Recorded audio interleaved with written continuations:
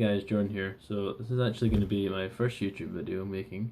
What I'm planning to do is to do some action figure style reviews. Been collecting them for about a year now, so I have a couple that I could do actually. Today I was hoping to have a look at the Neca video game style alien, like a dog alien from Alien 3, the game. And I have a couple more of those, so if you enjoy this video and you want to see more of those, please like and subscribe, and I'll try and get those out when I can. Thanks. First we can take a look at the box here. As you can see, you get the Alien 3 title across, good image of the alien here. It's done to represent the kind of cartridge you get that the game would have come in back in the day. You can see the official Neca seal of quality here is done in the style that the Nintendo seal of approval would have been done in. So they've gone to kind of replicate that kind of cartridge box style. You can see across here, get some nice wear. Makes it look like a kind of older cartridge style thing, like a kind of older cartridge box. Get Alien 3 across the side there. And on the back, you get a wee read up here. And instead of screenshots from the game, you actually get little pictures of the figure with little bits of it. You get a two-tone coloration, the inner mouth bit, and some other things. The Neca seal of quality there again, and the credits of the figure. So it's a nice kind of window box packaging, held together with a little velcro thing here. So you get an image of the alien, which is obviously what the figure itself is based on. You get that kind of nice two-tone coloration. Down here, you get a little heads-up display straight out of the game. And you also get this sort of screenshot out of the game, so like a nice kind of backdrop. You can actually remove that, and I'll show you that in a second. So yeah, the figure you can display it in the box if you want, although this being a bit of a bigger figure, it gets a bit crushed if you do that. So yeah, let's have a look at the figure itself. So getting into the figure itself, you can see, as I was saying, you get that nice two-tone coloration. You get that kind of blue with the whites going through here on the one side, like that, and then on the other side there's a kind of brown going on. So it looks like that screenshot you saw on the inside of the box out the packaging. So it's quite a tall figure compared to the rest of them in the line. So if you were to actually stretch him out, he's very lanky. He's probably going to be about 10 inches tall or so. But obviously, kind of dog alien style, you'd want a more running position. So unfortunately, the way his feet are sculpted, you can't really get him to stand up on his own, but luckily included is this little clear plastic clamp, a C-clamp. So if you want, and to actually have him to stand, you can just put that around his waist. And I've just broken it, so you can see it is a bit fragile.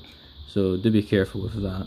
But with that, he does actually stand quite well. So even without it, like without one of the legs on it, you can see you get him into a good kind of running position there, and he will stand quite nicely on that.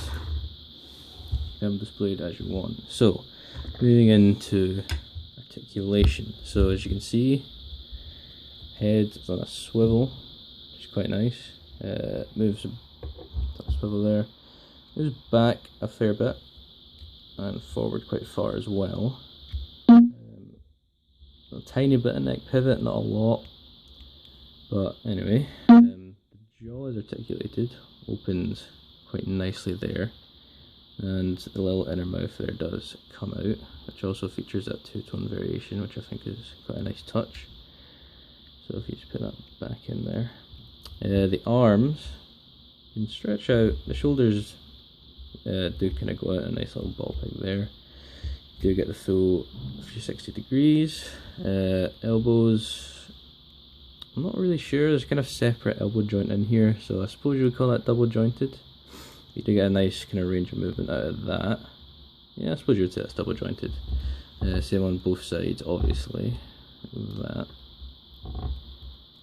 So that's quite nice. You get a swivel there as well in the elbow bit.